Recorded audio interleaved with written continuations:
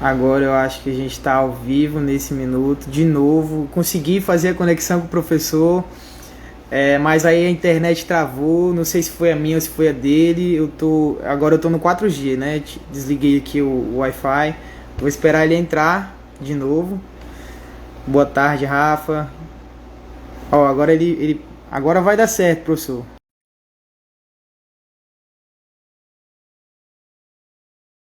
É a internet, Rafa. A internet aqui caiu. Agora vai. Agora vai, professor. Agora eu acho que vai dar certo. Aqui, me escuta? Ouço bem. Ah, beleza. Estou lhe escutando bem também. A internet aqui caiu, aí eu vim pro 4G agora. Agora eu acho que vai dar certo, tá? Certo, vamos lá. Beleza. Primeiramente, boa tarde, né, professor? Eu acabei de ver aqui que são 4h30 aí, aqui são 12 horas, aqui é meio-dia. É um prazer estar ao vivo aqui com o senhor. Meu nome é José Rocha, tenho 21 anos e curso o sétimo semestre de Direito pela Faculdade Catedral aqui em Roraima. E eu preciso falar um pouco sobre o nosso projeto, né? Nosso projeto teve início, professor, em 2019, com a chamada Salinha 201D. Nossas aulas, nossos pequenos cursos com o professor Mauro, tinham o objetivo apenas de aprender realmente o direito e buscar o senso crítico com os alunos, né? Com todas as universidades, os alunos interessados de todas as universidades daqui de Roraima. E aí veio a pandemia e a gente inseriu essas aulas magnas, né, do Canja com Direito, né? Aí as nossas aulas passaram a ser à noite, por isso que é Canja, né? Canja com Direito, esse é o raciocínio. E basicamente é isso, professor. Olha, muitos parabéns pela iniciativa. Agradeço não só a sua gentileza de estar comigo hoje, os colegas que estão assistindo, e principalmente o professor Marco Campelo, a quem tive a honra de conhecê-lo de algum tempo, não é? E sei Aham. da jornada dele, da luta que tem para desenvolver as instituições jurídicas, não é?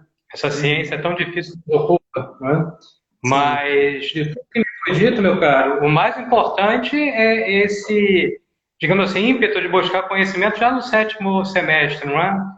Um pouco mais da metade do curso, na época dos estágios.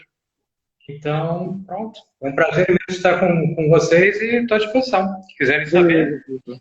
Tá, eu vou fazer algumas perguntas aqui para o senhor. Eu gostaria que o senhor respondesse, claro, se o senhor se sentir à vontade, tá? Então, eu trouxe aqui o primeiro tema, né? Alexander Xavier Pires. Quem é Uhum. Alexander Xavier Pires? Olha, essa pergunta é mais difícil, né? É, Porque, na verdade, eu, como investigador, que eu acredito que seja a característica mais evidente hoje na minha produção científica, até na minha atividade profissional, eu a cada dia busco me descobrir mais, né? Mas me Aham. descobrir mais dentro dos métodos que nos levam a uma boa produção científica, né? Então, o Alexander, o que que é? Ele é um curioso, uma pessoa angustiada no sentido positivo com as ciências, né? Nada para mim é verdadeiro, nada para mim está certo, né? Os meus alunos têm o mau hábito de dizer que eu sou chato, né, porque eu ponho em causa tudo que nos cerca, né, no mundo científico, nada é o que é, tudo é o que parece. Né? E essa filosofia, essa busca do conhecimento que eu implemento na minha vida como um todo, não só na docência, é que marca talvez o Alex. A vontade de conhecer, a vontade de questionar, a vontade de evoluir, e sempre o direito. Então, eu Uhum. acho que assim fica mais fácil você perceber isso. Tá bom, obrigado, professor. E do que o senhor mais gosta de fazer? O que eu mais gosto de fazer, por um acaso, é É o quê? viajar. Né? Viajar. Né? Eu Ah, gosto de viajar. Mas eu gosto de viajar não só para o lazer, não é viajar nas ciências, viajar na leitura, é viajar na docência, viajar na ciência. E por que que eu digo viajar? Porque tudo que me cerca eu tenho por hábito conjugar com conhecimento. Aquilo que eu coloquei antes, né? Essa minha busca do saber, essa minha angústia intelectual é que me leva realmente a esses rincões.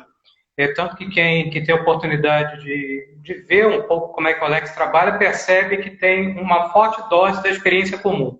Né?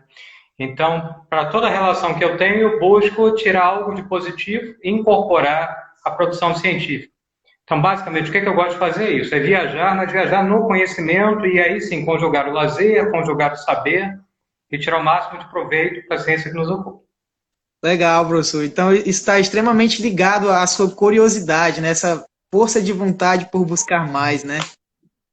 Que legal, professor. Sim. Então, por que o senhor escolheu direito? Opa, essa pergunta é boa. Essa é a que eu mais gosto. Eu não sei. É Não- curiosíssimo isso. Eu acho que o direito que me escolheu é algo assim que me deixa extremamente confuso. É a única pergunta que eu tenho uma dificuldade grande, para além de quem é o Alex, que está intimamente ligado à relação com o direito, por que eu escolhi o direito? Hoje eu posso dizer assim, que na parte prática, como um contributo para desenvolver a sociedade. Né? Então, assim, hoje eu consigo dizer isso. Mas há 25 anos antes, quando eu fiz o meu vestibular, 25 não, estou aqui há 30 anos, já vai fazer 30 anos agora em julho, não é? Olha eu aí, roubando 5 anos da minha vida. Há 30 anos, quando eu fiz a minha opção de direito, né, eu não tinha convicção alguma. Esse é o ponto. Eu não sabia bem o que eu queria fazer. Eu sou do Rio de Janeiro, sou carioca de nascimento, não é? O meu início no mundo do direito foi em 1991-2, segundo semestre de 91, na Pontifícia Universidade Católica do Rio de Janeiro. E quando eu marquei minha opção em dezembro do ano anterior, em 1990, eu tinha apenas uma angústia com o sistema político. E tinha uma preocupação grande com mudança do sistema constitucional. Isso eu sabia. Eu sabia que, me desculpe a expressão, eu estava frito dos meus estudos, porque não tinha sequer livro para ler, tinha mudado a ordem constitucional e tínhamos entrado numa ditadura e tínhamos uma presidência um tanto quanto instável. Isso eu sabia. Né? E dali para frente o que eu fiz foi me dedicar, né? Apanhar com direito, apanhar no sentido positivo das instituições, no sentido negativo também da prática jurídica, não é? E hoje o que eu posso dizer? Eu escolhi o direito por isso, porque de todas as ciências sociais, e que os meus colegas juristas não me ouçam dizendo isso, não é? De todas as ciências sociais, o direito tem o maior potencial de interpretar a ordem interna das instituições. O que isso quer dizer? Cada um de nós, na universidade como aluno, ou como docente, ou na vida prática, temos o poder de transformar a sociedade. Nenhuma outra ciência tem isso com tanta profundidade. Por quê? Porque nós trabalhamos com a ordem. Mas não é qualquer ordem, é uma ordem normativa. Nós é que fortalecemos ou enfraquecemos o limite e a aplicação da lei. Então, isso para mim hoje é um ponto muito forte, né? Os sociólogos, eu brinco, eu sou professor de Sociologia do Direito, eu sou multidisciplinar, né? Já vou entrar talvez em outra pergunta, não sei se tem essa questão, mas é bom para me conhecerem, eu acho que a intenção é essa hoje, né? A minha preocupação intelectual, ela não é só do direito, mas eu tenho uma forte influência do justpositivismo. Eu sou positivista na raiz, né, na minha reflexão do direito, mas eu sou um positivista numa leitura de adaptação kelseniana, vamos dizer assim. Eu pretendo ver o mundo como Hans Kelsen veria hoje. Né? Então, dentro dessa lógica, eu tenho um bom diálogo com a sociologia do direito, eu tenho um diálogo excelente com a filosofia do direito e eu tenho um diálogo muito interessante com o método comparativo histórico. Então, hoje, transitando nessas áreas todas, ou seja, ciência do direito, sociologia do direito, filosofia do direito e direito comparado pela história e pelos sistemas, eu me sinto muito confortável para dizer que quem constrói a sociedade são juristas. Mas constroem como? Pelo viés prático. Eles conseguem transformar na boa interpretação e aplicação da norma o que se quiser em sociedade. Se nós quisermos destruir um sistema jurídico, nós conseguimos. Mas, por outro lado, se nossa consciência for construtiva, for prospectiva, ou como eu trabalho muito, de uma cultura de paz, pronto, o mundo é outro. Então, assim, eu tenho bem essa ideia hoje, trabalhar uma mudança de paradigma da consciência que só o direito nos permite, que é o de manter a ordem, estabelecimento, fortalecimento das instituições. E, portanto, trabalhamos aí para a construção de um mundo melhor. Né? Que bacana, professor. Então, eu acho que o que mais afetou a sua decisão em escolher o direito foi mais pelo viés político, né, que passava ali essa ordem de mudança, né? Você tinha uma leve noção ali sobre constitucional, essas coisas. Isso acabou se encontrando com o justpositivismo, né? Nessa sua busca, Sim. nessa sua curiosidade. Sim. E é curioso, porque eu não mencionei nas ciências que me instigam hoje a produção intelectual a ciência política. Só que na minha, digamos assim, na minha formação tem dois doutorados, um Sim. em direito e um em ciência política, não é? Uhum. E a ciência política, ela vem para mim não como a produção de saber, porque eu tenho uma grande dificuldade de entender que a política controla o direito. Uhum. Eu entendo totalmente o contrário, que é o direito que controla a política, não é? Então, para eu ter essa convicção, eu precisei fazer um doutorado em ciência política para perceber se estava correto ou errado nessa minha tese. E aonde que está o controle? Nos próprios tribunais. E por isso que nós vamos falar de ativismo. Sim. Não vou nem falar aqui de ativismo judicial. Eu vou falar aqui de politização da justiça. Não é? Ah, E já sim. vou dar aqui conversar um pouquinho mais na frente, que, ao meu sentir, é o que mais interessa ao povo brasileiro hoje. Com uma experiência totalmente europeia e uma matriz também norte-americana. Né? Então, eu acho que é algo bem interessante. E isso, meu caro, da política é curiosa, porque a política é uma arte que, bem exercida, ela fortalece o direito, e mal exercida, ela aprisiona. Legal, professor. Então, eu quero entrar em um outro tema, né? Mas eu gostei muito do que o senhor falou. Eu tinha até vontade de falar algumas outras coisas, mas eu queria falar sobre profissão, professor. Como é ser professor para o senhor? Olha, professor, para mim, é o encerramento de três vértices de um triângulo. Né? Para mim, ser professor é pôr em causa as teorias que nós lemos, desenvolvemos, adaptamos e lecionamos. Primeiro ponto. O que é pôr em causa? É justamente aplicar na prática aquilo que eu já disse antes. É nunca estar conformado com verdades que foram ditas por outros. Respeitar, sim, considerar, sim, o esforço intelectual, mas sempre por o que nós chamamos de falsear as verdades na ciência. Né? Esse é um ponto. Para chegar a essa questão, é necessário investigar o reflexo dessas teorias, ou seja, as consequências da aplicação. Então, para eu ser professor, eu necessariamente tenho que ser investigador, que no caso brasileiro chama-se pesquisador. Na Europa, pesquisa é só para as áreas biomédicas. Quando nós mexemos em laboratórios, né, então fala-se de pesquisa. Aqui, quando nós trabalhamos com viés humano e societário, é investigação. É por isso que tem essa diferença. Mas pesquisador, para termos o mesmo discurso em língua portuguesa. Então, para ser professor, é fundamental, na minha percepção, ser investigador, para delimitar exatamente quais são as perspectivas práticas do falsear aquela verdade que falamos em sala de aula. E, por fim, fechar como advogado. Eu fui e pretendo sempre ser advogado. Não necessariamente contenciosista. Né? Isso é importante dizer. Quem me conhece lá dos primeiros anos do Alex, aquela construção, eu gostava muito de um litígio. Hoje eu já corro dos tribunais. Né? Então, hoje eu sou o quê? Eu sou um preventor do litígio, justamente pela adoção da cultura de paz, que claro que não é exclusividade do Alex. Não é? O mundo mudou para esse sistema. Mas vide o novo Código de Processo Civil Brasileiro, que já não é novo, né? Já tem aí 5 anos, já consegue andar e falar e já está quase entrando na creche. Então, ele já tem aí a sua experiência prática e já pode fazer as suas besteiras. Né? Então, nós temos essa cultura, na verdade, de mudança de consciência. Então, ser professor pro Alex é realmente passar para os graduandos, para os bacharelandos, o básico da informação, mas sempre instigando a refletir sobre, nunca passar como verdades dogmáticas, isso já se foi com a história, e é difícil um positivista dizer isso, mas eu digo, as instituições elas estão em constante desenvolvimento e progresso. Uhum. Ser pesquisador para delimitar exatamente até onde a ciência vai te levar, para que não seja opinião, não é o que nós costumamos dizer em ciência, o que o meu umbigo me mostra, não é isso. Quando eu falseio verdade, não é porque eu sou chato, ou trabalho com excesso de crítica, não. É porque eu quero desenvolver as instituições, então é sempre por um método, e isso é pesquisa que te define.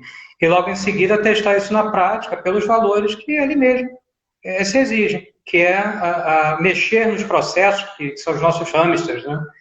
Então, nós temos ali os processos, as causas, os juízes, cada juiz, uma cabeça, cada juiz, uma forma de refletir, e aí fecha essa minha tríade de produção intelectual. Para ser professor, tem que ser pesquisador e tem que ser advogado ou uma outra carreira jurídica. Legal, professor. Olha, a professora Gisele Leite mandou aqui: não acredito em ativismo judicial. Saudações ao colega, trabalhamos juntos anos atrás. Doutora Gisele Leite, uma querida amiga que nós trabalhamos realmente em duas universidades no Rio de Janeiro. Tivemos a oportunidade de fazer algumas conferências sobre o novo Código de Processo Civil no Rio de Janeiro. Uma colega que eu tenho uma profunda admiração e respeito intelectual. Então fica aqui também o meu abraço, a professora Gisele Leite, na expectativa de que possamos retomar esse contato que já se perdeu já há alguns anos. Mas, professora, foi muito bom ouvi-la novamente.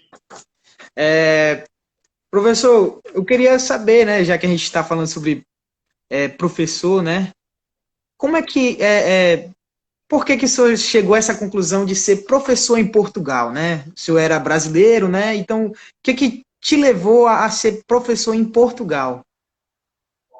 Olha, eu agradeço muito essa pergunta, porque é uma pergunta que me fazem todos os dias, principalmente meus orientandos no doutoramento, muitos são brasileiros, não é? E me perguntam exatamente isso quando temos o primeiro contato. Ora, o que te levou a sair do Rio de Janeiro e ser lançado à docência em Portugal? Qual é o caminho e qual é o incentivo para isso? No meu caso em particular, em 2014, eu, por 4 anos já, adiava um pós-doutoramento, porque, como eu disse, eu sou muito curioso e sou muito inquieto. Né? E eu tinha um problema grave na minha tese de Direito, que era ter a constatação, eu trabalhei muito com súmulas vinculantes, daí o ativismo judicial também. Né?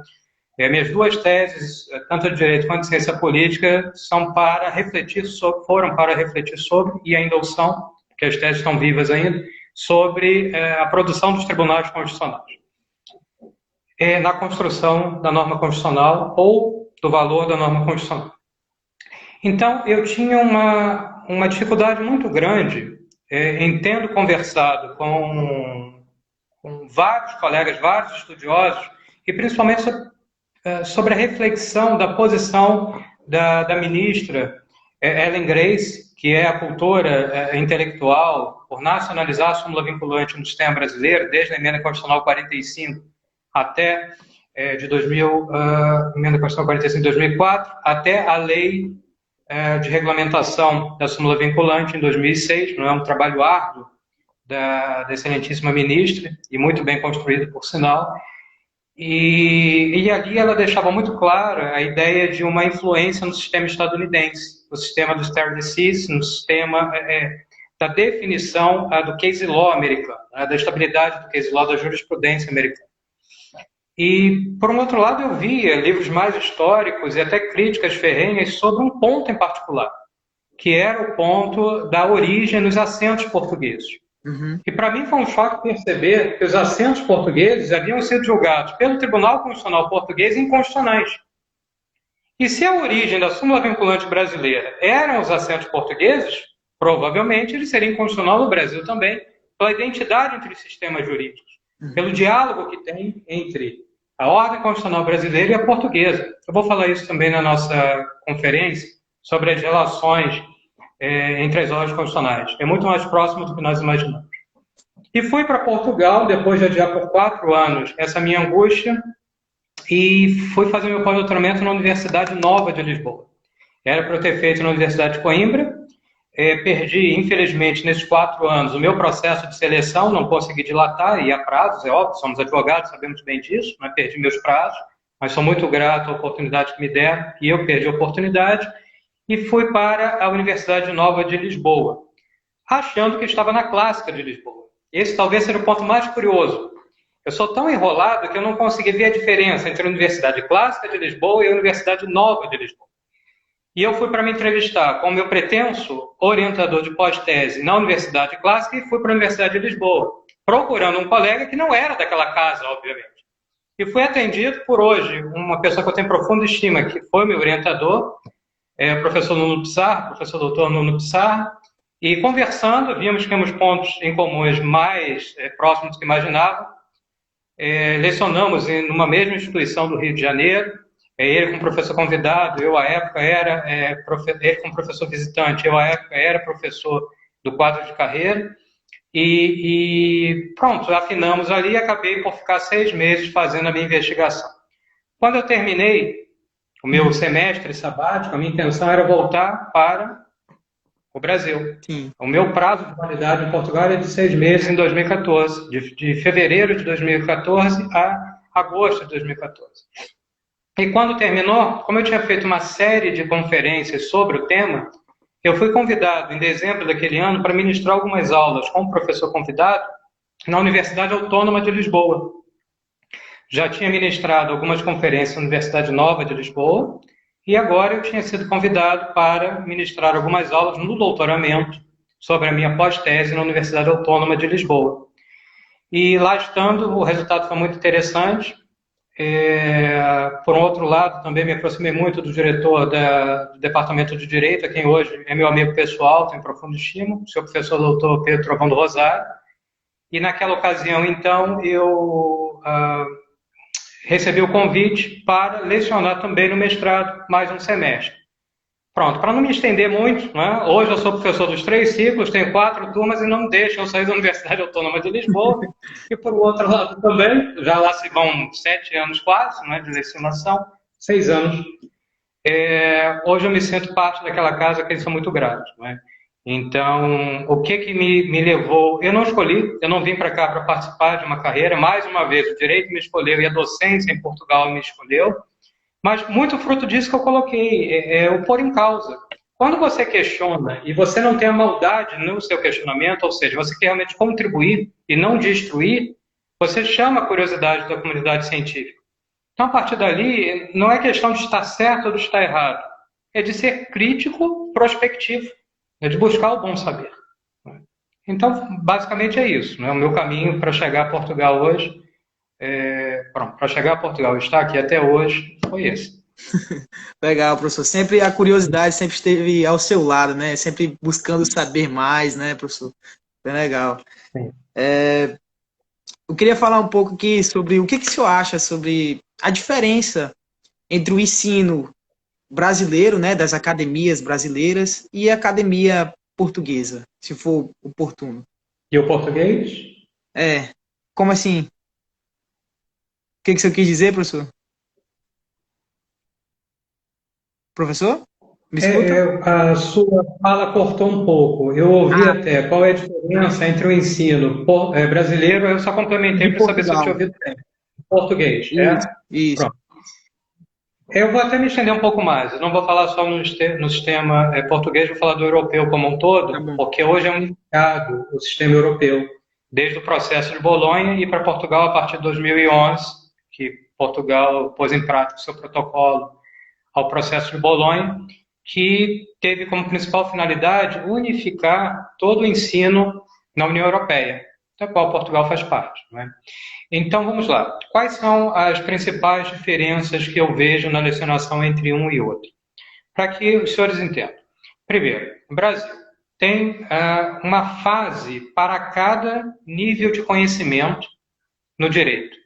Então, nós temos uma fase inaugural, uma fase muito extensa, severa e torturante na busca do saber, uma fase que une teoria e prática, uma fase que te lança a conhecer o desconhecido, sem, na verdade, ter armamento suficiente para enfrentar esse monstro da construção do direito. Em outras palavras, nós temos 5 anos de licenciatura, graduação, licenciatura em Portugal, a graduação no Brasil, em nível de bacharelado, a mais das vezes, no sistema jurídico brasileiro, em que nós saímos para fazer o exame da ordem. Eu não quero ser advogado, Alex. Tá bem, mas você é preparado para o exame da ordem. Você não é preparado para a magistratura, você não é preparado para o Ministério Público, você é preparado para o contencioso como advogado. É para isso que você é preparado. Aí eu sei disso que durante 20 anos da minha vida eu preparei meus alunos em processo civil e direito constitucional sempre para essa fase. E nós, então, terminamos a nossa faculdade e temos esse desafio. Um exame da ordem para nos habilitar à profissão. Será que habilita mesmo? É a pergunta que nós colocamos. Nós iniciamos a nossa atividade. Ali, nós não voltamos mais aos bancos acadêmicos, se não quisermos. Nós seguimos nessa vida prática. Sim. Agora, se quisermos a docência, se quisermos a ciência, que infelizmente é muito maltratada no Brasil, é um outro ponto que eu vou chamar a atenção, não há incentivo algum, como há o incentivo europeu. Né? Então, se nós quisermos ser pesquisadores, quisermos ser professores, precisamos o quê? Entrar no estrito sensu. Ou seja, o lato sensu te habilita a profissão. E o estrito sensu, ele lapida o seu conhecimento e ele te leva a outras áreas. Né? Pronto, mestrado e doutorado.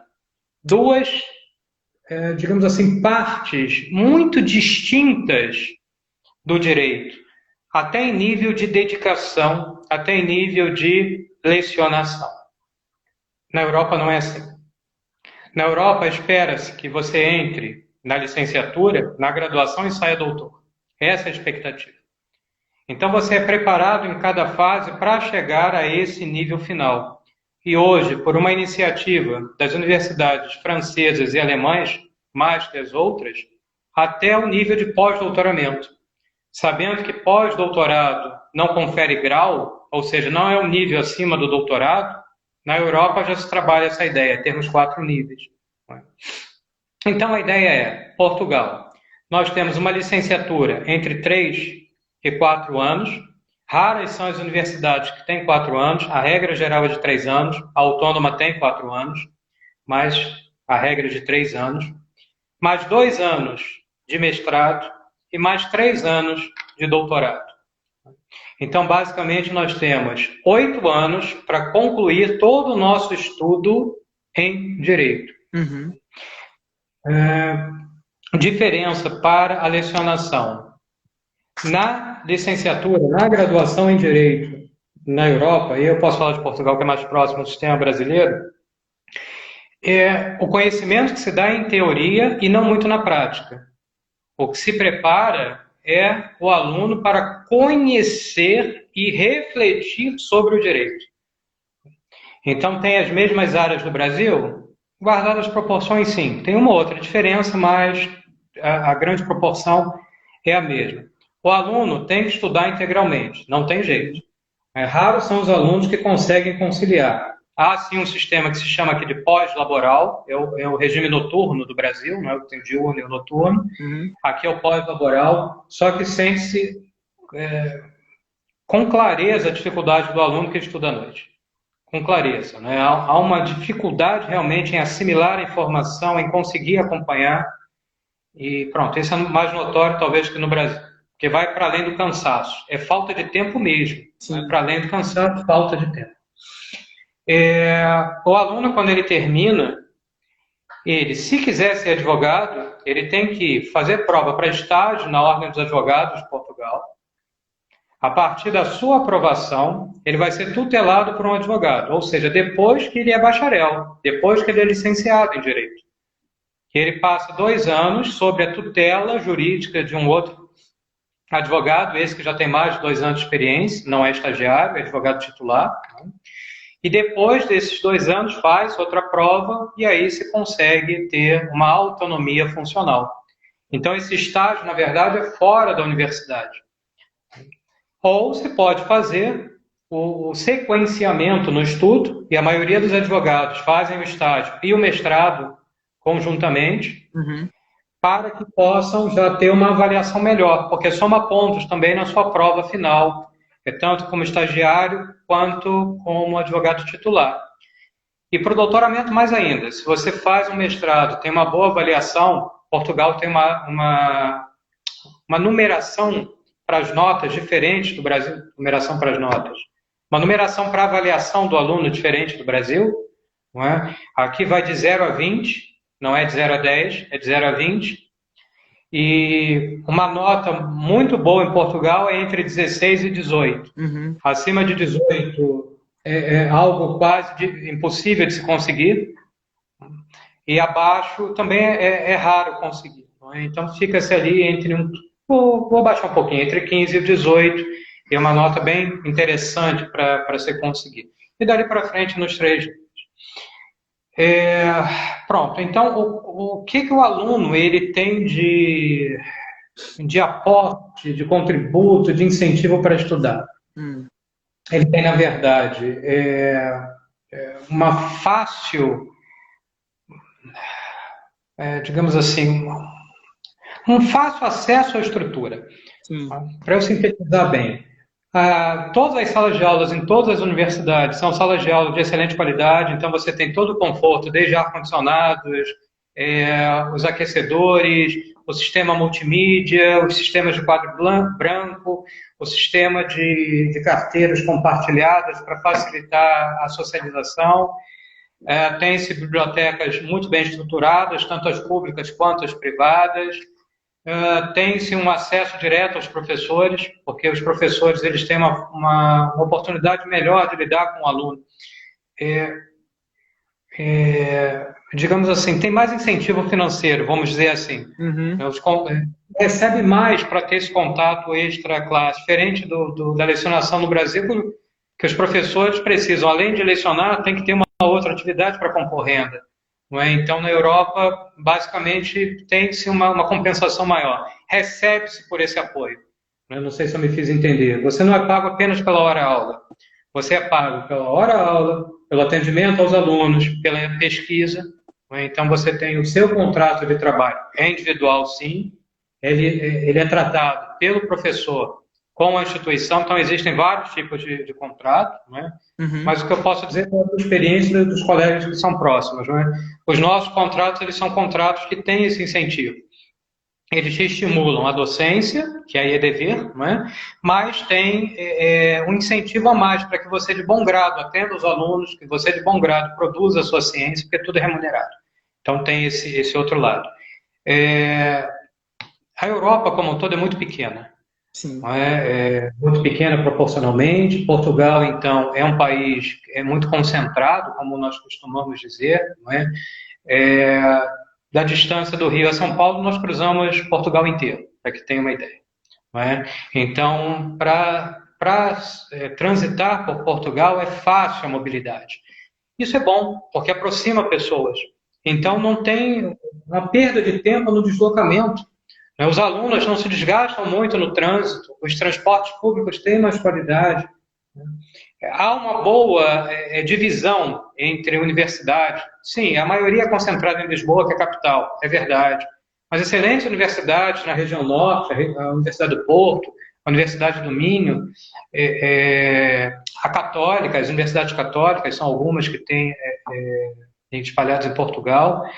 No sul, temos a Universidade do Algarve, temos a Universidade do Alentejo, em Évora, não é? Então, tem-se assim, um grupo grande de universidades que tem uma estrutura muito bem desenhada e que incentiva. É? Então, me parece que os pontos são esses.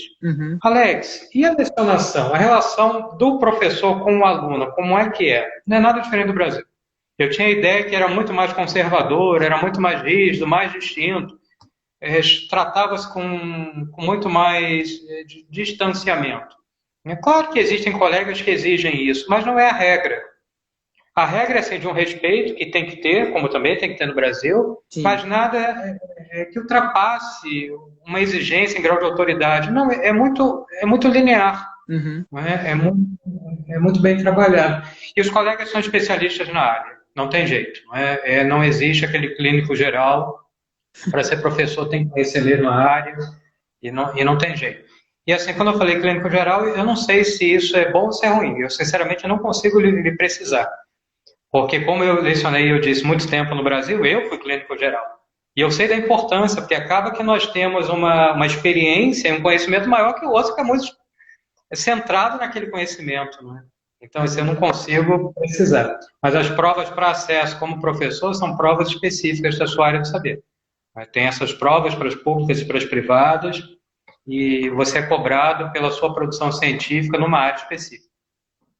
Entendi, professor, obrigado.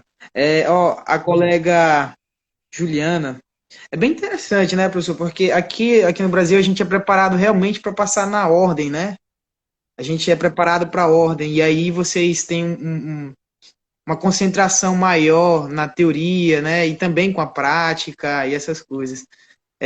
A minha colega Juliana Carolina, ela fez a seguinte pergunta.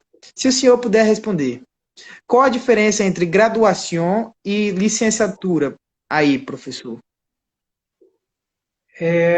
Graduação ou é graduação mesmo? Ela colocou graduação em espanhol, né? Acho que é Pronto, aqui em graduação. Portugal deve ser graduação. Na verdade, graduação são os cursos conferentes de graus. Então, eles graduam. É uma mera questão semântica, porque a língua portuguesa, ela não é nem um pouco parecida. Uhum. A verdade é essa. O português do Brasil é muito diferente do português de Portugal. Né? Eu até brinco com os meus alunos que eu sou todo errado. Né? Sou todo errado por quê? Porque o meu português é o brasileiro. O meu inglês é o americano. O meu francês é o francês canadense. E o meu castelhano é o argentino. Aqui eles falam o português de Portugal, o inglês britânico, o francês da França e o castelhano da Espanha. Então eu sou todo errado, então eu falo, consigo me comunicar, mas com regras linguísticas distintas. Então consegue sim se comunicar, mas Sim. é diferente mesmo. Então o próprio português, nós temos uma dificuldade com o acento tônico, nós somos muito mais abertos na fala e a língua portuguesa em Portugal é mais fechada, então nós temos dificuldade em ouvir. E, por outro lado, com o sentido de algumas palavras por causa da literalidade. Sim. Em Portugal, as palavras, elas são o que são. Elas têm o seu simbolismo. Não é? Então, por exemplo, uma palavra que eu não consigo utilizar do jeito que eles usam em Portugal, por um motivo simples. Para mim, o sentido é outro, que é a palavra perceber. Perceber. Perceber em Portugal é conhecer. Para nós, é aprender pelos sentidos.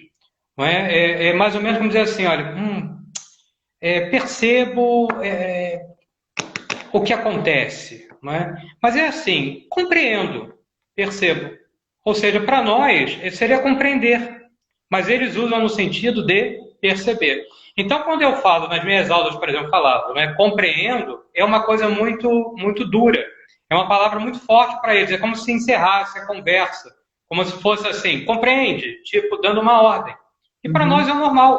É. Para eles, a palavra sempre seria perceber. É uma palavra mais carinhosa. Não é? Então, são muitas nesse sentido. Né? Isso é para dizer que a graduação é uma dessas palavras. Se for no sentido que eu percebi, para usar a palavra perceber agora, que eu compreendi da pergunta da colega, a graduação são os cursos conferentes de grau, que são 3. As licenciaturas, os mestrados e os doutorados. Cursos breves, que seriam os cursos de extensão no Brasil, as especializações, ou seja, os cursos lato sensu no Brasil, em Portugal eles não conferem grau. Uhum. Então, eles entram nesse esquema de graduação. Eles são apenas cursos. Né? Então, a distinção seria mais ou menos essa. Na Espanha tem diferença sim, tá? Se ela quiser saber da Espanha, tem diferença. Lá são várias formas de produzir conhecimento, vai depender muito da região autônoma que se vai estudar. Alguns mestrados são especializações, outros mestrados não, são mestrados técnicos, outros são mestrados práticos, então vai depender muito da região autônoma da Espanha que vai que vai estudar. Tá bom, professor. Eu queria fazer uma pergunta, não sei se dá tempo, mas eu vou fazer. Como é advogar em Uhum. Portugal? Uma pergunta muito boa, meu cara. Advogar em Portugal é totalmente diferente de advogar no Brasil, totalmente. Não é? O advogado em Portugal ele tem uma função mais preventiva do que propriamente reativa. Ele trabalha não sobre um argumento de autoridade, aquela ideia de tratar o processo como ameaça, que é um problema no Brasil, não é? Não sei se já perceberam isso, mas o que o indivíduo comum, o que o cidadão comum ele entende do processo? Ele entende que o processo é uma arma. Então, quando ele quer causar um medo ou causar um certo terror psicológico na pessoa, ele diz o quê? Vou te processar. Não é? É uma arma. Sim, sim. Em Portugal, o que os advogados fazem é ser o primeiro instrumento de contenção de litígios. Por quê? Porque o próprio sistema judicial levou a isso. Os processos são extremamente caros, os processos eles são excludentes do acesso à justiça e não é um ato inconstitucional. A Constituição garante o acesso à justiça que é restrito. Eu posso falar também sobre esse tema no ativismo judicial, que é uma das características que distingue. Portugal não admite o ativismo judicial em nenhum nível. Já vou dar outro spoiler aqui. A Europa como um todo não admite, né? Isso é um mal americano que eles dizem, né? E eu estou cada vez mais pendendo desse ponto. Bom, eu sempre fui contrário a um ativismo negativo, né? Mas deixa eu voltar para cá, senão... Tudo bem. Então, o advogado. Ele é o primeiro filtro, né? Então, ele é um filtro que ele conserva em si a autoridade da lei, mas com aquela função mais pública de socializar. É como eu vejo. Todos são assim? Óbvio que não. Os seres humanos são diferentes. Mas a Ordem dos Advogados tem essa conduta de iniciativa deontológica. Criar um dever de contribuir com a paz social. É um dever institucional, que para nós não é. Nós no Brasil, né? Pronto, em Portugal ainda. Quando o advogado ele é chamado a uma contenda, ele tenta todas as formas extrajudiciais, ainda que seja por litígio. Então, ele notifica, ele intima, ele tenta a conciliação, ele propõe a arbitragem e, num último caso, superado todo o sistema multidor, todas aquelas portas que o direito nos põe na parte procedimental para resolver fora a jurisdição tradicional, é que ele propõe a demanda. E mesmo assim ele leva ao juiz o máximo possível de elementos para que a demanda tenha uma fácil instrução processual. É os chamados juízes de instrução aqui em Portugal, que são aqueles que vão analisar as provas e os factos, né? Os fatos, né? Outra palavra que é diferente, né? Fato em Portugal é terno. E facto é o fato no Brasil, né? Pronto, então o advogado tem essa função, além de praticar outros atos, como, por exemplo, a execução. Muitas das execuções elas são feitas por solicitadores, que é uma classe abaixo dos advogados, acima do estagiário e abaixo dos advogados, que só cuida da execução civil. Pronto, algumas execuções administrativas também, mas basicamente a execução. Vou falar aqui em gênero. Das execuções, cuida da autenticação de documentos, alguns atos notariais. Então, os advogados têm a possibilidade de reconhecer firma, de reconhecer a autenticidade de documentos, principalmente para a administração pública. O advogado, ele dá visto em contratos. E, por outro lado, também, a tabela de honorários ela é mais acessível, porque são muitos atos, então você ganha um pouco por vários atos. Por exemplo, o reconhecimento de firma em Portugal são 22 euros mais IVA. 21 euros alguma coisa mais IVA. Vai chegar algo em torno aí de 24 euros. Né? Pronto, mas é um ato. Sim, é um ato. Mas se você fizer vários desses atos, sem fazer a conversão para o real, mas ainda assim, todos os dias o seu escritório ele produz algo que não seja processo na parte administrativa que permite uma administração econômica do escritório. Essa é uma parte. A outra é a própria relação do advogado. Aqui sim tem firmas de advocacia, escritórios bem definidos para produzir demandas. Há uma necessidade do advogado conhecer o direito português, mais o direito europeu e o direito internacional público, mais do que o direito internacional privado. Então, o advogado ele tem que estar em constante estudo, constante aperfeiçoamento. Há digamos assim, um respeito maior entre os advogados. Há um respeito maior entre advogados e juízes e os órgãos de magistratura como um todo. Magistratura aqui são todos os órgãos de função essencial à administração da justiça. Ministério Público, procuradorias, não tem defensoria aqui, não é? Então são essas as funções. Não é? Por outro lado, são quase 36 mil inscritos na Ordem dos Advogados em Portugal. Caramba! No Brasil, chegando a 1.200.000 inscritos. Né? Por aí. Então nós sabemos a diferença. Mas, por outro lado, Portugal tem quase 11 milhões de habitantes. Melhor, 11 milhões de cidadãos. Habitantes um pouquinho mais, mas quase 11 milhões de cidadãos. Tá? Muitos dos advogados hoje que atuam em Portugal são brasileiros, há uma reciprocidade, o advogado no Brasil facilmente consegue a sua inscrição na Ordem dos Advogados em Portugal. Facilmente, né? Facilmente. Por questão de reciprocidade, não precisa fazer prova, não precisa fazer mais do que trazer os documentos do Brasil e pedir por um conselho regional, português, são 5 conselhos aqui, o reconhecimento da sua atividade em Portugal e sai com a sua habilitação. Então, pronto. Não sei se eu respondi ou não, mas é basicamente isso, meu caro. Respondeu sim, professor. Muito obrigado. A gente teve uma última aula magna, a gente fez até uma entrevista também com a professora Nauraína, né? E aí ela fala exatamente disso, né? Sobre conciliação e mediação, né? De você buscar mais as vias extrajudiciais e que aqui no Brasil, infelizmente, não é uma prática muito utilizada, né? Normalmente a gente traz mais as práticas judiciais. E aí em Portugal a gente pode perceber através do senhor, né? Que é excelente essa nossa entrevista, né? Falar sobre isso, né?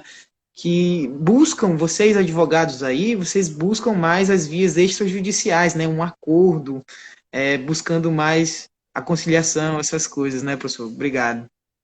Bom. É bem isso sim, meu caro. E é algo que eu tenho trabalhado no Brasil. Vocês vão ouvir muito no meu discurso, porque eu trabalho em Portugal, estudando já desde 2015 para cá, a cultura de paz. E a forma com que isso ser nacionalizado no Brasil. E é algo mais simples do que se imagina. Eu vou falar um pouquinho disso na nossa conferência, mas se vocês quiserem, eu posso voltar para um novo tema. Se for do interesse também do Mauro Campelo, né, do professor do Dr. Mauro Campelo, para falarmos de cultura de paz e a forma com que isso pode ser aplicado no Brasil. É um tema que me interessa, talvez até mais do que o ativismo judicial. Claro que a nossa conferência próxima é o ativismo judicial, tem muito que ser dito, mas a cultura de paz ela tem que ser trabalhada melhor no Brasil. E tem elementos jurídicos e científicos para aplicar. Tá bom, professor. Então eu vou ser um pouco mais breve aqui nessas minhas perguntas. Eu não sei se vai dar tempo, porque a gente tem 1 hora, né? Eu não sei se já deu tempo, mas enfim. O que mais lhe atrai em direito constitucional, né? Porque eu vi aqui no seu currículo, o senhor é pós-doutor, e a maioria das outras matérias que o senhor teve especialização, doutoramento, essas coisas, sempre estão bem relacionadas ao direito constitucional, né? Como ciência política e entre outras coisas. Então, essa é a minha pergunta, professor. Por que o senhor escolheu essa matéria, né? O que mais te atrai em direito constitucional? Excelente pergunta, mais uma vez. Como eu já disse no início da minha fala, eu me considero um positivista numa reconstrução kelseniana. A minha leitura de Kelsen hoje é o que diria Kelsen se fosse vivo nesse novo mundo. Não sou ocultor de um neopositivismo, não sou um defensor de um pós-positivismo, nada disso. Eu continuo a ser positivista kelseniano, mas nesse novo Kelsen. Como ele mesmo se definiu quando passou do primeiro para o segundo Kelsen. O Kelsen de 37 para o Kelsen de 1960.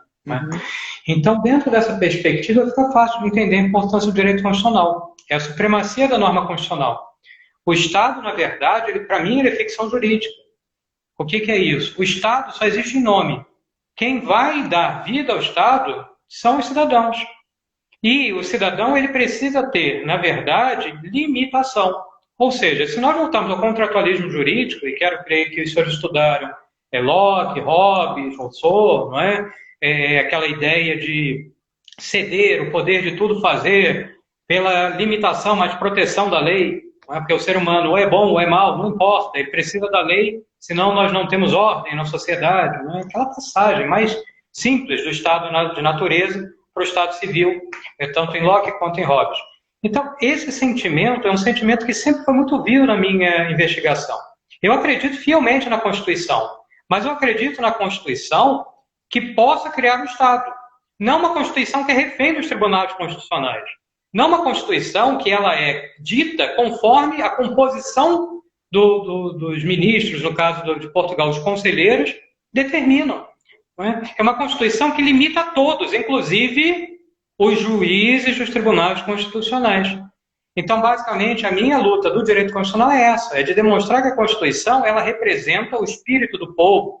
Numa leitura germânica, o Volksgeist, que já foi tão bem definido desde sempre para os germânicos, o sentimento constitucional de Pablo Lucas Verdun, numa reinterpretação da primeira Constituição social de valores liberais contemporâneos com a Constituição do México, que influenciou a Constituição de Weimar, que influencia a nossa Constituição até hoje, e mais do que isso, uma estrutura em que a Constituição ela tem que limitar, ela tem que definir e tem que distribuir, olha, só 3 verbas.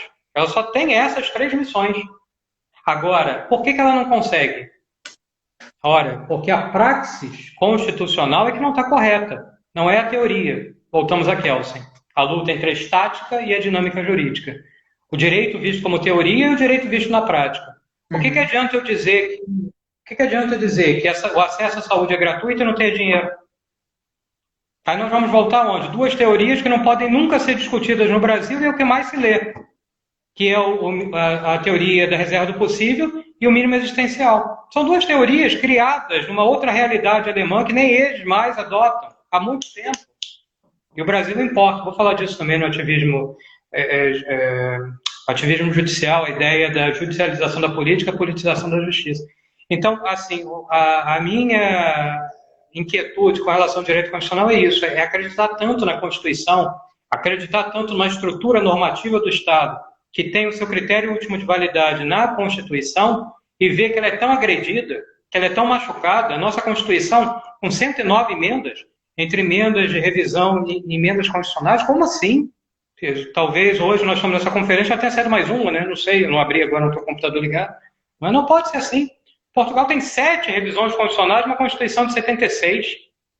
E uma Constituição que não deve nada à Constituição brasileira, nem vice-versa. Agora, uma Constituição que não permite mais ser esticada, porque ela já não é mais a Constituição de 88. Percebe? Então, assim, a minha inquietude é essa, é entender que a Constituição é um organismo vivo, sim. É um organismo vivo. Mas que ela tem órgãos e ela tem vontade. A vontade dela é limitar, definir e distribuir. Ponto. A partir daí, nós temos que cumprir a vontade da Constituição. Excelente colocação, professor. Muito obrigado. Dois participantes aqui interagiram com a gente. Deixa eu só procurar aqui. Dr. Luiz Gustavo Coelho, ele falou: aqui no Brasil, meu estudo se baseia se o professor somente o professor somente dá aula como bico e complementação de renda. Aí, agora, recentemente, a professora Gisele Leite, né, sobre isso que a gente estava falando, sobre essa questão do direito constitucional, né, a sua paixão por ele, ela falou o seguinte: Kelsen ficaria mudo e surdo, só para não morrer de inveja de Beethoven. Pronto. Meu caro, eu preciso fazer uma referência. Se for o doutor Luiz Gustavo Coelho Barbeiro do Monte de Carvalho, meu querido amigo, preciso aqui deixar registrado que é uma grata satisfação poder ouvi-lo, não é? E fazer considerações sempre tão bem-vindas, não é? Não sei se ele vai se manifestar aí, se ele se manifestar, se for ele, realmente fica aqui o meu forte abraço e o prazer imenso de ouvi-lo novamente, não é? Eu não concordo muito com essa posição, não. Eu acho que Kelsen tem sempre a sua importância. Se não fosse Kelsen, nós não teríamos uma ordem constitucional tão bem estruturada como temos hoje, e não teríamos uma separação de poder tão bem definidas em 2 funções. Eu não falo nem aqui nas separações de poderes, na leitura de Locke e de Montesquieu, não. Eu falo, na verdade, na função prática mesmo, a legislatio e a legis executio, que é a teoria de Kelsen sobre a separação de poderes que o nosso ordenamento jurídico adota, e isso não é lecionado. Quero crer que os constitucionalistas brasileiros não dão atenção a isso, e muito menos os colegas professores. É a ideia de tratar bem a Constituição pela boa prática que deve ser tratada. Ou seja, criar a lei no limite que deve ser criada e cumpri-la no limite em que ela foi criada. A legislação, o poder de criar a lei, e legis executio, o dever de administrar essa lei, não é? Ou executar a lei, que seria a tradução mais literal. Então é por isso que eu não concordo muito com esse posicionamento, não. Eu acho que Kelsen, ele tem o seu momento histórico, não dá para ler Kelsen pela história dele com a história de hoje. Kelsen tem que ser lido pelo seu momento histórico. Vou fazer aqui mais uma defesa. Kelsen tinha 5 bons motivos para ficar quieto. E ele foi herói ao falar. O primeiro motivo, Kelsen era, digamos assim, o mentor intelectual de uma Constituição criada para limitar os abusos do Império Alemão. Uhum. A Constituição. Ele foi o mentor intelectual daquela carta.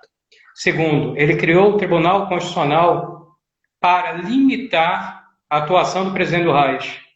Ou seja, que o presidente do Reich tivesse que pedir, convocar o Tribunal Constitucional para que fizesse a interpretação conforme a Constituição preventiva. Basta ler o artigo 48 da Carta de Weimar.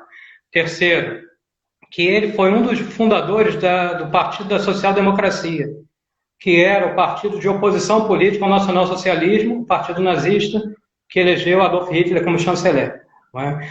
Quarto motivo, ele é professor de direito constitucional que previa uma separação do Estado-nação e do Estado-potência, dizendo que o Estado ele podia criar qualquer identidade popular, desde que a Constituição fosse observada e fosse critério último de validade. É a norma hipotética fundamental kelseniana. E quinto, e a principal característica, Kelsen era judeu num estado de perseguição religiosa. Uhum. Ele tinha essas 5 características numa Alemanha nazista para não estar lá, embora ele fosse austríaco, mas ele estava na Alemanha. E ainda assim ele acreditava tanto no direito constitucional e na sua defesa que ele só saiu da Europa em 1941. Ele foi perseguido esse período inteiro. A guerra começou em 1939, com a invasão da Polônia. E ele resistiu esse período inteiro. Claro que ele foi para a República Tcheca, hoje a época Tchecoslováquia, foi para a Suíça, e depois ele foi, digamos assim, resgatado pela inteligência de guerra dos Estados Unidos da América do Norte, foi lecionado nos Estados Unidos, e ali, sim, ele abriu muito da sua teoria e deixou de ser vinculado para virar mais um jurisdicionalista. É quando a jurisprudence dá lugar a jurisrest, ou vice-versa, dependendo da forma que leiam Kelsen, que Kelsen sempre vai ser um ponto de inquietude intelectual. Mas é só para deixar esse registro, para mim, Kelsen tem sempre que ser lido, relido, interpretado e aplicado. Para mim, Obrigado, professor, mais uma vez. Minha última pergunta aqui, que eu acho que seria até importante para a nossa aula magna, né, que é ativismo judicial, eu queria saber a sua opinião. O que o senhor acha sobre a atuação do STF nos últimos 10 anos? A sua opinião sobre isso? Assim, eu tenho uma preocupação muito grande com o direito constitucional e com a defesa da Constituição brasileira. Eu já falei isso, reafirmo, sempre falei isso. Por isso que eu fiz 2 teses, por isso que eu refleti sobre 2 teses. E eu continuo entendendo que a Constituição brasileira é a melhor Constituição que nós podemos ter. Por quê? Porque foi criada pelos brasileiros. Agora, quem vai dar vida a ela ou não, para usar uma expressão de Ferdinand Lassalle ou de Conrad Hess, vai depender de como se leia, e aqui eu já estou fazendo uma referência direta à doutrina alemã, ou seja, com uma folha de papel que cabe tudo, ou com uma força normativa que cria os vínculos de limitação e de controle do Estado, até em nível de políticas públicas. No primeiro caso, Ferdinand Lassalle, a essência da Constituição; no segundo caso, Conrad Hess, a força normativa da Constituição. 2 obras traduzidas e muito bem à língua portuguesa. Então, assim, a minha preocupação com a atuação do Tribunal Constitucional brasileiro, que eu não posso nem chamar de Tribunal Constitucional, porque é uma Suprema Corte, ele não tem os elementos de ser um Tribunal Constitucional, ele é um tribunal, na verdade, sui generis. Vou falar disso também na nossa palestra, porque não dá para eu falar agora, que tem muitos elementos que caracterizam requisitos, princípios e pronto. E, de novo, quem criou foi Kelsen, não é esses elementos. Mas o grande ponto é esse, percebermos que, e me causa preocupação, não é a Suprema Corte Constitucional de um Estado que cria a Constituição. Sim. Quando eu ouço que nós criamos a Constituição, eu fico realmente preocupado. Não é assim. A Constituição ela foi criada pela Constituinte imprópria, é bem verdade, para plagiar um colega português, Gomes Canottieri, que vê na Constituinte de 87, na verdade, um uso impróprio do poder constitucional conferido na ordem constituinte anterior, emenda constitucional número 1 de 69, não vou entrar nesse mérito. A verdade é que nós temos uma Constituição cunhada naquela época, baseada numa abertura democrática, em que o Brasil não sabe sequer o que é democracia. Se nós não conseguimos definir democracia, nós não podemos definir outros direitos fundamentais e sociais. O que eu quero dizer com isso? O brasileiro não sabe o mais basilar valor da democracia representativa, o quanto vale o seu voto. Votar não é apenas eleger. Votar é controlar quem se elege. E como é que você controla? É com balbúrdia? Não, é com voto consciente, exigindo que seja cumprido o plano de governo, porque foi um plano de campanha um dia. Isso fica registrado nos órgãos eleitorais. Não é? Então, basicamente, o que se tem é uma consciência que tem que ser posta pelo voto para criar o primeiro elemento, que é o valor político do voto. Não é simplesmente votar e entender que um presidente, que um governador, que um prefeito vão solucionar o problema do Estado. Quem resolve o problema do Brasil é o brasileiro. Agora, como é que ele vai resolver? Conforme a Constituição manda. A Constituição é uma grande receita. Ela tem um índice. Agora, como vai ser aplicado? É essa primeira consciência que vai trazer uma boa vontade política, e essa boa vontade política vai dar vida à Constituição. Não adianta tentar escrever o que a Constituição não prevê. Não adianta. E me preocupa muito quando nós temos jurisprudência, quando nós temos decisões estáveis com força normativa que vão contrário à Constituição. Posso aqui levantar alguns pontos sem ser muito crítico, né, nas decisões, mas me preocupa muito um país, uma história democrática que sequer iniciou, e é isso mesmo, eu não me enganei, não. Eu não acho que o Brasil seja democrático, não acho mesmo. Acho que o Brasil ele tem alguns instrumentos de democracia, mas não é democrático. Não dá para um país que tem o poder de escolher seu presidente tirar dois em tão pouco espaço de tempo. Algo está errado. Não estou aqui fazendo defesa nem de Collor nem de Dilma. Não faço esse tipo de apologia, porque algum motivo deve ter tido, porque houve um processo. Eu não vi o processo, como advogado, não posso fazer um juízo, digamos, jurisdicional, mas posso fazer um juízo político. Ou seja, algo está errado. Ou no sistema de eleição, ou no sistema de controle político, que não pode chegar nunca ao desvio de uma função. Ou seja, fazer ginástica para constituir uma responsabilidade jurídica sobre algo que é nitidamente político é muito complexo. É esvaziar a força normativa da Constituição. Né? Então, assim, o que eu vejo com preocupação é um problema estrutural, não é um problema do STF. É um problema estrutural do Brasil que também tem solução. Também podemos conversar sobre esse tema. É o que eu discuto muito nas minhas aulas do doutorado, para brasileiros, inclusive, na Universidade Autônoma de Lisboa, que é uma ideia de um diálogo, não de uma... como é que é a palavra em português do Brasil?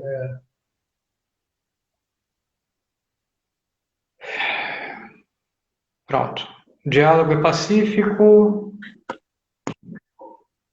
Pronto, mas uma disputa de posições, agora me fugiu a palavra no português do Brasil. Discussão. Essa é a palavra. Não é? Uhum. Não uma discussão no sentido de vai valer a minha posição e não a sua, uma bipolaridade dos pensamentos. Isso não é científico. É para conversar em bar, não na seara pública. Todo mundo tem direito a ter a sua opinião, mas numa democracia você tem que se cingir a um valor maior. Qual o valor? O valor do bem social para todos. Afinal de contas, é o governo de todos, não é o governo de um. Senão nós estaríamos ou numa monarquia, ou o governo de poucos, uma oligarquia, ou talvez uma aristocracia. Mas se estamos numa democracia, nós temos que ter altivez de espírito para perceber exatamente o que é melhor para todos. E é por isso que eu acho que não é uma democracia. E aonde que nós damos esse exemplo? É de cima para baixo, porque a nossa Constituição ela foi posta de cima para baixo. Sim. Ela é diferente das outras constituições democráticas, ela não veio da base popular. O brasileiro não sabe o que é Constituição, acha que é bonito isso. E mais do que isso, não tem ideia. O grande brasileiro, eu falo de nós, que somos acadêmicos, nós que somos juristas, envolvo cada um que está presente hoje, que estamos aqui nesse debate, buscando conhecimento.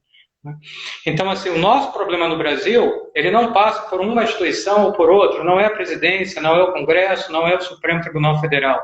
Os três órgãos de cúpula entre as três funções públicas. É a falta de diálogo positivo e construtivo entre os três.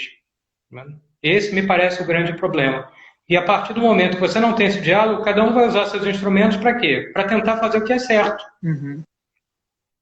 Pronto, a presidência da República faz a pressão política, o Congresso Nacional faz o quê? A defesa normativa. E o Supremo Tribunal Federal? Ele tenta ali criar uma ditadura jurisdicional, ou seja, olha, se eu não consigo concordar nem com a presidência, nem com o Congresso, então eu vou governar o país. Ou seja, é uma invasão de capacidade constitucional. É como eu vejo isso. Mas eu vejo isso como uma consequência natural. Isso também tem reflexo no ativismo, obviamente, não é? Então, assim, como é que eu vejo a posição do Supremo Tribunal Federal? Eu vejo uma reação imprópria que acontece por falta de um diálogo político-jurídico para salvar a Constituição. Seria muito mais interessante se o presidente da República, independente de quem seja, tá? Não faço apologia aqui, porque o sistema que eu vou falar agora não é sistema para um presidente, é um sistema para a presidência da República no Brasil. Né? O presidente do Congresso Nacional e o presidente do Supremo Tribunal Federal, se reunissem e cada um fizesse um pacto republicano-democrático, não só republicano e não só democrático, e dissesse o seguinte: vamos cada um permitir que o outro exerça a sua competência constitucional originária. O senhor presidente da República tem todo o poder de governar. Agora me apresente o seu plano de governo. Me diga quais são as prioridades dentro da ordem constitucional. Essa, essa e essa. Senhor presidente do Congresso, facilite o processo legislativo para que o plano de governo seja cumprido. E nós, do Tribunal Constitucional, do Supremo Tribunal Federal, o que faremos? Frearemos o impulso do ativismo judicial para que não prejudique o orçamento público, levando ao povo uma iniciativa de formação de consciência, dizendo, olha, calma, colabore conosco que o resultado vai ser ter, em tanto tempo, tal resultado. Sabe, não me parece difícil isso. Me parece se não tiver boa vontade. Agora, são 3 pessoas para 207 milhões. O povo brasileiro é muito bom, meu cara. Nós todos somos muito bons. Temos o poder de construir o que quiser. Nós só não acreditamos mais. Me parece que o grande ponto é esse. Mas não acreditamos e não sabemos se acreditamos alguma época, porque não sabemos que é democracia. Sabe, é um problema de formação realmente de consciência, que 3 pessoas poderiam resolver isso. O presidente da República, o presidente do Congresso, o presidente do Supremo Tribunal Federal. Não é? É dentro dessa lógica. Bom, professor, muito obrigado por suas colocações, né, por falar principalmente quem é Alexander, né, um curioso, pesquisador, professor, advogado, e acho que basicamente é isso, né, falar um pouco sobre a sua a sua, a sua tese, né? A parte que o senhor mais se toca, né? Que é Kelsen, né? Eu vi aqui que o senhor tem uma obra, né? Parece que é uma obra aqui no. A gente joga o seu nome no Google, aparece aqui, que o senhor tem uma obra chamada Justiça na Perspectiva Kelsiana. Então, se o senhor quer falar mais alguma coisa? Para me despedir, essa obra, na verdade, é uma outra resposta. Né? Eu ouvi tanta gente no Brasil, né, dizendo que Kelsen não se preocupava com a justiça, que eu me aborreci e resolvi escrever esse livro. Né? Kelsen acreditava tanto na justiça que mais da metade da sua vida ele se dedicou a estudar a justiça. Só que ele não entendia a justiça como um elemento do direito visto como ciência. Uhum. Existem 3 Kelsen, e as pessoas confundem isso. É o Kelsen jurista, o Kelsen politólogo ou cientista político e o Kelsen filósofo. O Kelsen filósofo, ele é um axiologista, ele é um cultor dos valores da justiça, só que da justiça relativa, nunca absoluta. Porque não existe uma justiça absoluta. Sim. Esse é um grande ponto mesmo. Não é? O nosso sistema é nem o sistema romano. Então esse é um ponto. O outro dizer que da minha última resposta, muito provavelmente não teremos alunos na nossa na conferência, meu caro. Eu acho que não foi muito boa a pergunta que me levou a essa reflexão, e eu acho que a última pergunta, ou melhor, a última resposta, vai retirar todos que tinham interesse na nossa conferência. Tá bom, professor. Obrigado novamente. Basicamente era isso mesmo. Muito, muito obrigado. Agradecer por aceitar nosso convite, né? Por fazer parte desse nosso projeto. E é isso, professor. Vou deixar salvo aqui o nosso vídeo. Se o senhor quiser falar mais alguma coisa, mais algumas considerações para a gente encerrar. Claro. É só agradecer mesmo a gentileza, dizer que eu estou à disposição, né? Quem quiser dialogar comigo, estou sempre à disposição. Já sabem agora como me encontrar. Né? É um prazer muito grande estar convosco, é um prazer imenso poder discutir direito, conversar sobre direito. E pronto, estou ansioso para o nosso encontro no dia 13. Tá bom? Fica aqui meu agradecimento, então, e uma boa tarde. Boa tarde, professor. Bom trabalho aí para o senhor, viu? Obrigado, igualmente.